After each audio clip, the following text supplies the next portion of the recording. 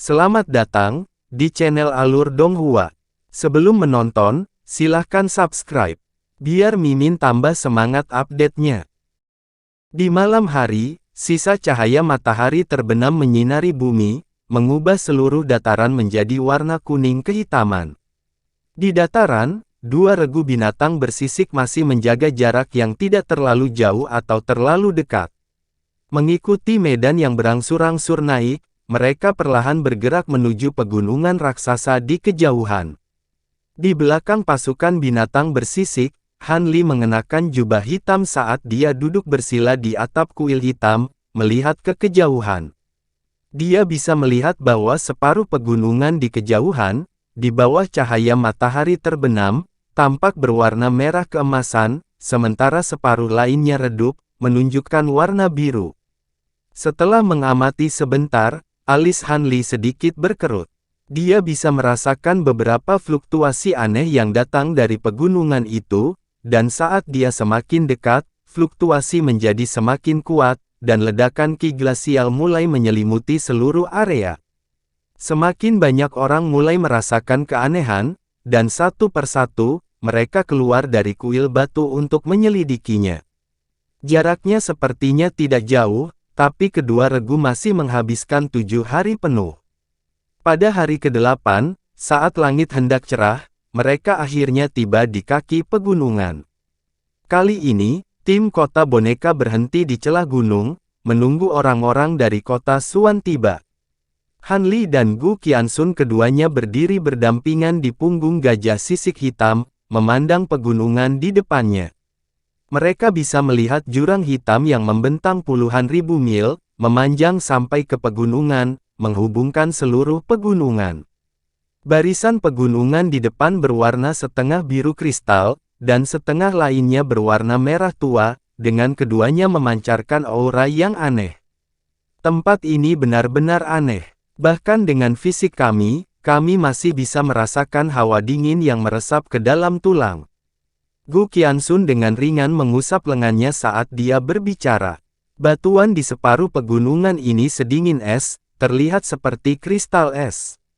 Gumpalan udara dingin ini dipancarkan dari pegunungan, sedangkan bebatuan di separuh pegunungan lainnya seperti api yang berkobar. Di sisi lain, bebatuan di bagian lain pegunungan itu seperti api yang berkobar.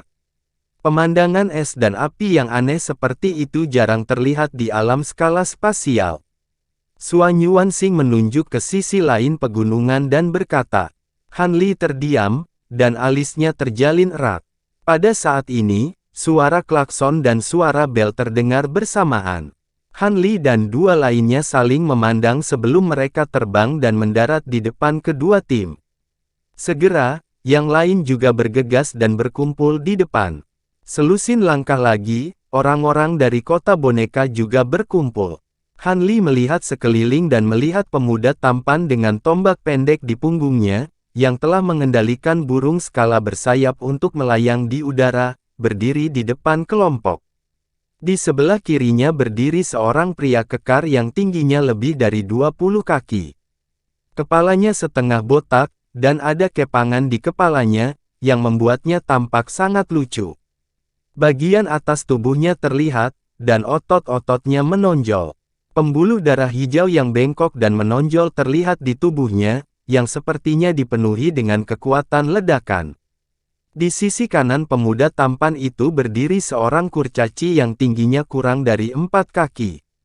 Penampilannya cukup tampan, dan dia tidak kalah dengan pemuda dengan tombak. Dia mengenakan satu set pelindung tulang seputih salju, dan berdiri tegak, terlihat sangat mengesankan. Di belakang mereka bertiga, ada lebih dari 10 orang, dan kebanyakan adalah wanita dengan sosok montok. Pakaiannya juga jauh lebih rapi, dan kebanyakan mengenakan jubah muslin hitam, dan wajahnya ditutupi lapisan cadar tipis.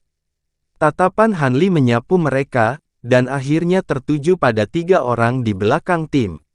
Meski mereka bertiga juga mengenakan jubah hitam, perasaan yang diberikan padanya sangat berbeda dari yang lain. Saat Han Li hendak menyelidiki dengan hati-hati, dua sosok terbang turun dari langit dan mendarat di depan kedua tim. Salah satunya bertubuh sedang, dan berpenampilan biasa. Itu adalah penguasa kota Suan, Erli. Yang lainnya mengenakan gaun muslin putih, dan wajahnya ditutupi dengan cadar tipis. Dia memiliki sosok yang anggun, dan ketika dia mendarat, itu seperti bulu yang mendarat di tanah. Dia sangat ringan, dan setiap gerakan yang dia lakukan menyebabkan hati orang bergoyang. Bahkan seorang wanita seperti Gu Qianxun menjadi sedikit bingung. Dia jelas tidak menggunakan teknik menyihir, tapi ada pesona alami dan bersahaja yang mengalir di sekelilingnya, gumam Han Li, dan dia tidak bisa tidak memikirkan roh ungu itu. Dia tahu bahwa wanita di depannya tidak mungkin roh ungu, karena dia adalah Sasin, penguasa kota dari kota boneka. Semuanya, alam melampaui reruntuhan besar yang telah kita cari dengan susah payah ada di sisi lain jurang hitam, dan jalan melalui jurang hitam ada di pegunungan tempat es dan api berpotongan. Saya tahu bahwa ada terlalu banyak konflik antara kota kita, dan ada orang yang mati di tangan pihak lain. Sasin berbicara lebih dulu. Ketika orang-orang dari kedua kota mendengar ini, ekspresi mereka menjadi sedikit tidak wajar. Ketika mereka saling memandang, ada kebencian yang jelas di matanya. Kebencian semacam ini tidak bisa dihilangkan, dan tidak perlu dihilangkan. Saat Sasin mengatakan ini, terjadi keributan di kedua tim. Banyak orang memutar pergelangan tangannya, dan menyentuh senjata bintang di pinggangnya, dan niat membunuh di mata mereka semakin kuat. Semuanya, harap tenang, kata RG sambil tersenyum, masih selembut biasanya. Ketika orang-orang dari kota Suan mendengar ini, mereka menarik tangannya, tetapi kewaspadaan di mata mereka tidak berkurang. Tidak peduli seberapa dalam kebencianmu, aku hanya berharap kamu bisa mengesampingkannya untuk saat ini di Extreme Ice and Fire Vein, kata Sasin sambil menatap orang-orang dengan tenang. Bahaya dari Extreme Ice and Fire Vein jauh lebih besar dari yang bisa kamu bayangkan. Tidak ada keraguan tentang itu. Di pegunungan ini, kita tidak bisa menyebar seperti sebelumnya. Kita harus tetap bersama dan bergerak maju dengan hati-hati. Oleh karena itu, Anda harus mengesampingkan dendam pribadi Anda untuk saat ini, dan bekerja sama untuk saling membantu, kata RG. Setelah hening sejenak, Sun Tu berkata, kami akan mematuhi perintah Tuan Kota. Jadi, dengan satu panggilan, ratusan orang merespons. Selanjutnya, kita akan masuk dari sisi pegunungan es ekstrim. Untuk mencegah kecelakaan, setelah kita memasuki celah gunung, tim dari dua kota akan bergabung dan maju secara terpisah, kata Sasin dengan sedikit cemberut. Iya Pak, orang-orang tidak ragu lagi, dan berteriak. Ayo pergi. Dengan perintah RG, semua orang kembali ke Scarlet Beast Mountain dan mulai maju menuju celah gunung. Ketika Han Li berbalik untuk melihat tiga orang di belakang tim kota boneka, mereka sudah menghilang. Monster skala RG dan Sasin berjalan di depan, memimpin jalan ke lembah di celah gunung. Setelah itu, boneka binatang bersisik membawa orang-orang dari kota boneka ke lembah, diikuti oleh binatang bersisik lain yang membawa orang-orang dari kota Suan. Kedua tim saling bersilangan dan memasuki lembah satu demi satu. Begitu mereka memasuki lembah, embusan angin yang terdengar seperti rengekan wanita bergema di sekitarnya. Meskipun tidak ada es atau salju di lembah, ada sedikit hawa dingin yang membuat orang merasa tidak nyaman. Han Li sedikit mengernyit. Melihat jalan pegunungan yang terjal di lembah, dia berpikir sejenak, lalu kembali ke kamarnya dan mulai berkultivasi lagi di pengasingan. Setelah beberapa hari trekking, saat rombongan terus masuk lebih dalam ke gunung, warna bebatuan biru kristal di pegunungan menjadi lebih gelap, dan hawa dingin yang merembes juga semakin kuat. Pada awalnya, Han Li dapat berkultivasi tanpa diganggu, tetapi dalam beberapa hari terakhir, dia terus-menerus diselimuti oleh hawa dingin, menyebabkan pikirannya tidak dapat tenang. Dari waktu ke waktu, dia akan bangun, dan secara alami tidak dapat terus berkultivasi dalam pengasingan. Malam itu, dia sekali lagi terbangun dari meditasinya dan berjalan keluar dari aula batu. Saat itu larut malam, dan bulan cerah dan bintang-bintang jarang. Bebatuan di lembah memantulkan cahaya bulan yang dingin, menerangi jalur pegunungan dengan sangat jelas. Namun, jika digabungkan dengan suhu lembah, terasa lebih dingin. Saat Han Li menatap bulan, Gu Qianxun juga berjalan keluar dari belakangnya.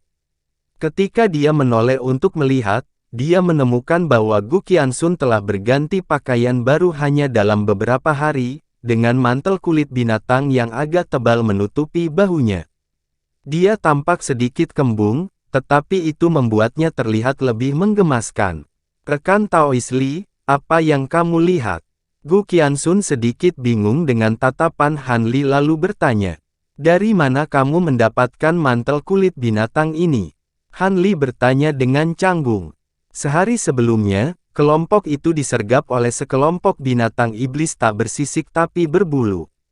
Aku membunuh beberapa dari mereka dan menguliti salah satunya untuk membuat mantel ini. Mengapa, Anda tidak tahu apa yang terjadi kemarin? Gu Qianxun menatap Han Li dan bertanya.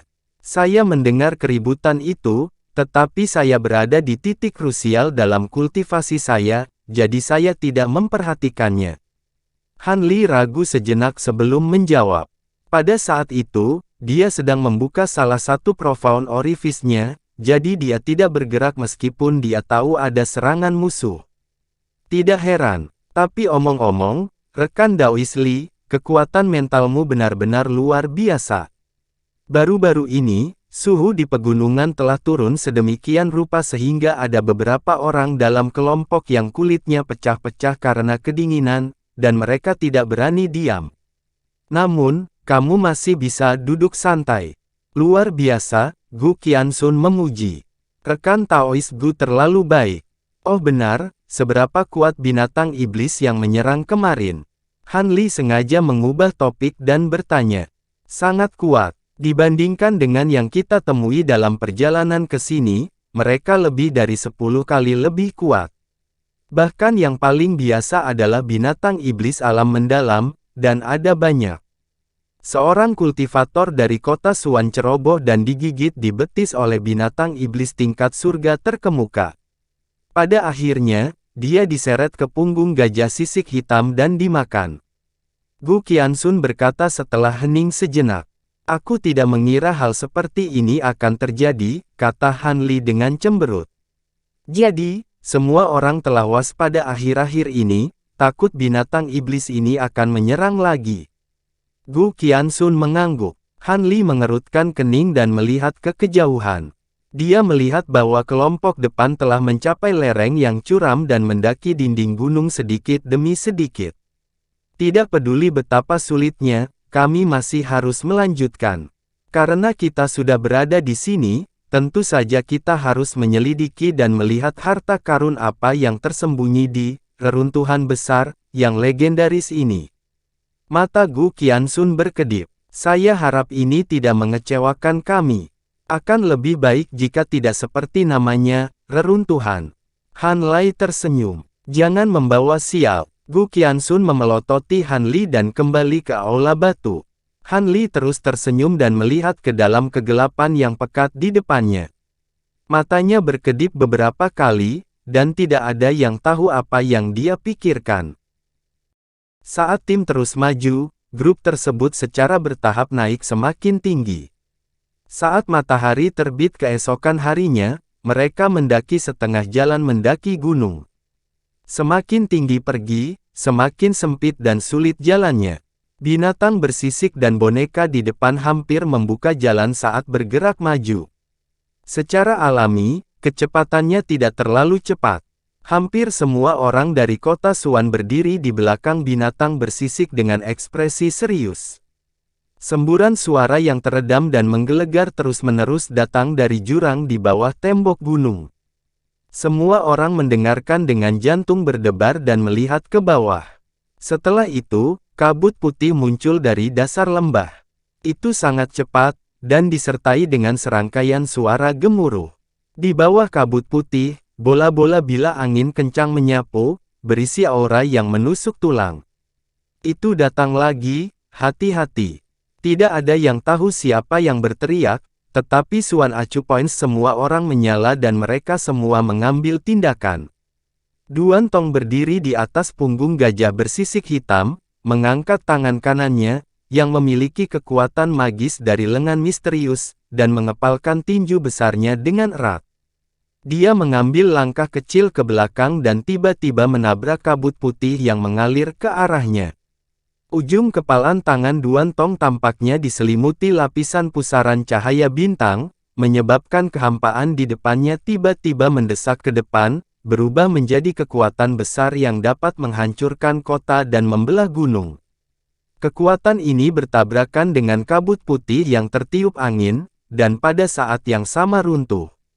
Di punggung gajah sisik hitam lain yang agak jauh, pemuda berwajah babi, Fang Chan, yang terlihat sedikit konyol, sedang memegang paha binatang iblis panggang di tangan kirinya.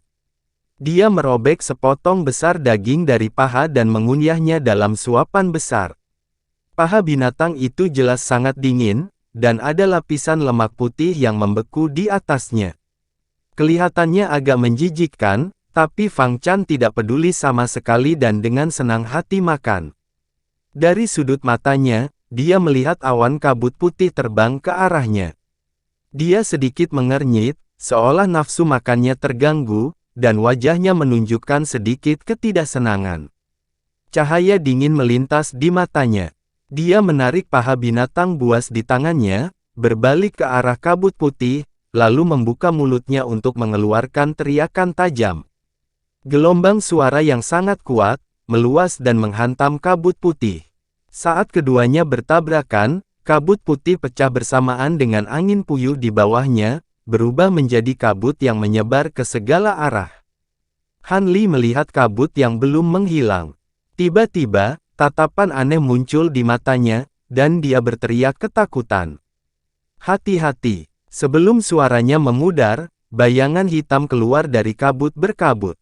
Setelah itu, kepala ular piton bersisik raksasa tiba-tiba muncul. Itu membuka mulutnya lalu menggigit kepala Fang Chan.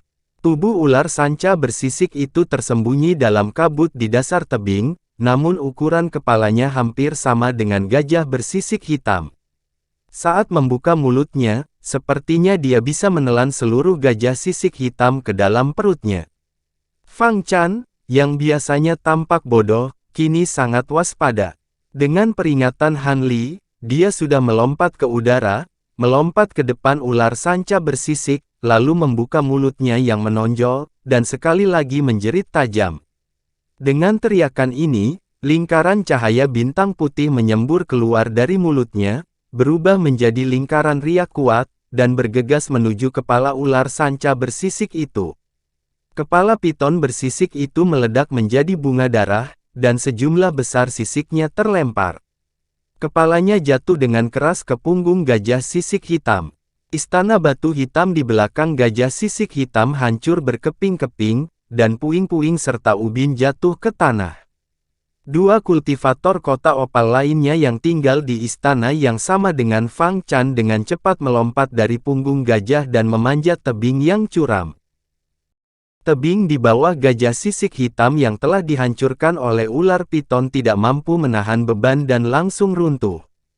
Dalam kepanikan, kuku depannya melonjak ke udara, dan tubuhnya yang besar jatuh ke belakang, menabrak tubuh boneka binatang bersisik di belakangnya. Boneka binatang bersisik kehilangan keseimbangannya, dan dengan runtuhnya tebing di bawahnya, tubuhnya jatuh juga. Mengikuti runtuhnya bebatuan kristal biru, itu meluncur menuruni tebing. Di belakang boneka itu berdiri dua wanita berbaju hitam, wajah mereka tertutup kerudung tipis. Tangannya terus melambai di udara, dan di lengan mereka ada dua cincin tulang putih yang berkilauan dengan cahaya bintang. Dada boneka binatang bersisik seperti beruang memiliki cincin inti binatang yang berkedip liar. Keempat kukunya menginjak bebatuan yang berjatuhan, dan ia berjuang untuk memanjat kembali ke atas tebing. Namun, kecepatan batu-batu itu runtuh terlalu cepat. Meskipun binatang bersisik beruang itu melakukan yang terbaik untuk memanjat, ia tetap tidak bisa menghindari meluncur ke bawah tebing. Melihat boneka binatang bersisik itu akan dikubur di bawah batu yang runtuh, kedua wanita berjubah hitam yang berdiri di atasnya akhirnya memutuskan untuk meninggalkannya. Dengan lompatan ringan, mereka terbang menuju puncak tebing. Tepat pada saat ini, sesuatu yang aneh terjadi lagi. Piton bersisik yang dipukul oleh Fang Chan tiba-tiba mengangkat kepalanya dan membuka mulutnya yang berdarah. Cahaya biru sedingin es muncul di mulutnya, dan helai udara dingin biru yang meresap ke tulang seseorang menyembur keluar. Suara "kakak" terdengar di udara, seolah-olah udara itu sendiri perlahan membeku ke arah kedua wanita itu. Saat kedua wanita dari kota boneka memanjat tebing, mereka melihat gelombang udara dingin menyelimutinya. Mereka buru-buru menyerang dengan telapak tangan ke arah udara dingin biru. Tatapan Han Li menyapu mereka, dan dia melihat bahwa lengan kedua wanita itu juga memiliki banyak titik akupuntur suan yang menyala. Dapat dilihat bahwa mereka telah berusaha keras. Namun, kekuatannya tidak bisa dibandingkan dengan Duan Tong dan Fang Chan. Dengan gelombang, hanya bisa membubarkan sedikit udara biru yang dingin. Sebelum bisa melewatinya, mereka merasakan udara dingin yang menusuk tulang dari tubuh bagian bawah, dan setengah dari tubuh mereka membeku. Mereka berdua langsung kehilangan kemampuan untuk bergerak, dan tubuhnya jatuh dari tebing sekali lagi. Melihat ini, Han Li sedikit mengernyit. Dengan sekejap, dia menghilang. Gu Qiansun ingin menghentikannya, tapi sudah terlambat. Suara ledakan terdengar di udara. Itu adalah Han Li, yang mengejar. Titik akupuntur suan di kakinya bersinar terang, dan kecepatannya sangat cepat. Dengan beberapa kilatan, dia tiba di samping dua wanita berpakaian hitam. Meraih lengan mereka, dia melompat ke udara dan kembali ke tebing dalam 2 atau 3 langkah. Pada saat ini, pemuda tampan dari kota boneka, yang membawa sepasang tombak di punggungnya, sudah menginjak tebing dan terbang ke atas. Ketika dia melihat bahwa Han Li telah menyelamatkan mereka, ekspresi terkejut melintas di matanya. Dia segera berbalik dan meraih tombak pendek di punggungnya. Otot-otot di lengannya menonjol, dan dia melemparkannya ke depan. Setelah tombak tulang putih ditembakkan, itu menarik cahaya perak terang ke udara, dan memancarkan gelombang kekuatan bintang yang kuat. Saat cahaya perak dari bintang-bintang menyala, tombak pendek itu langsung menembus kepala ular bersisik. Hampir tanpa suara, dia masuk, dan keluar dari belakang kepalanya. Mulut pemuda tampan itu meringkuk, dan dia mengangkat dua jarinya dengan ringan. Garis kristal putih yang terhubung ke tombak pendek tiba-tiba melintas, dan kepala ular sanca bersisik itu terbelah seperti semangka. Pemuda tampan itu dengan santai menarik, dan tombak pendek itu terbang kembali. Tepi tombak berbentuk bulan sabit membawa inti binatang seukuran kepalan tangan. Tubuh besar ular sanca bersisik itu meluncur menuruni tebing. Pemuda tampan itu kembali ke tepi tebing, dan mengambil kedua wanita bergaun hitam itu dari tangan Han Li. Dia tersenyum dan berkata, "Saya Zuoge, terima kasih atas bantuan Anda. Bolehkah saya tahu cara memanggil Anda?" Li Feiyu. Han Li menjawab, "Ini adalah inti binatang tingkat bumi. Terimalah." Pemuda tampan bernama Zuoge dengan santai melemparkan inti binatang. Han Li tidak menolak dan menerimanya. Dia menangkupkan tinjunya dan berbalik untuk terbang menuju Gu Qiansun. "Orang ini, sedikit menarik," kata Zuoge sambil tersenyum, dan segera kembali dengan kedua wanita itu. Melihat Han Li telah mendarat di punggung gajah sisik hitam, Gu Qiansun mengerutkan kening dan berkata, "Rekan Li, kamu terlalu ceroboh." "Apa yang salah?" Han Li mengangkat alisnya dan bertanya. "Pada akhirnya, kita dan kota boneka adalah musuh. Bahkan jika kamu tidak ingin membantai mereka, kamu seharusnya tidak membantunya. Dengan cara ini, orang lain mungkin akan menganggap Anda sebagai pengkhianat." Gu Qianxun mengirimkan suaranya kepadanya. Han Li melihat sekeliling dan melihat bahwa orang-orang di kota Suan semuanya memandangnya dengan ekspresi tidak ramah. Hanya pemuda berwajah babi, Fang Chan, yang tersenyum padanya. Tidak diketahui apakah dia menunjukkan kenaifannya atau apakah dia berterima kasih atas peringatan Han Li. Han Li menarik pandangannya dan sudut mulutnya berkedut. Dia mentransmisikan suaranya ke Gu Qianxun. Situasi di sini berubah dengan cepat. Jika kedua belah pihak tidak mau bekerja sama, saya khawatir kita tidak akan gagal. Pada kenyataannya, dia tidak dapat menemukan berita tentang Valet Spirit di kota Suan. Memikirkan kembali mayat boneka yang dia temukan di dalam gua, dia merasa bahwa dia mungkin telah jatuh ke tangan orang-orang dari kota boneka. Hari-hari ini, dia berusaha mendapatkan beberapa informasi dari orang-orang dari kota boneka. Sayangnya, seringkali orang-orang dari kota boneka tidak keluar, dan kedua kelompok itu jarang berpapasan. Dia tidak tahu harus mulai dari mana. Sekarang ada kesempatan untuk berhubungan dengan kota boneka, dia secara alami tidak akan melepaskannya. Mengapa dia peduli jika dia menyinggung kota Suan? Setelah siksaan ini, kedua tim menjadi lebih berhati-hati, terus-menerus memperhatikan pergerakan di dasar tebing.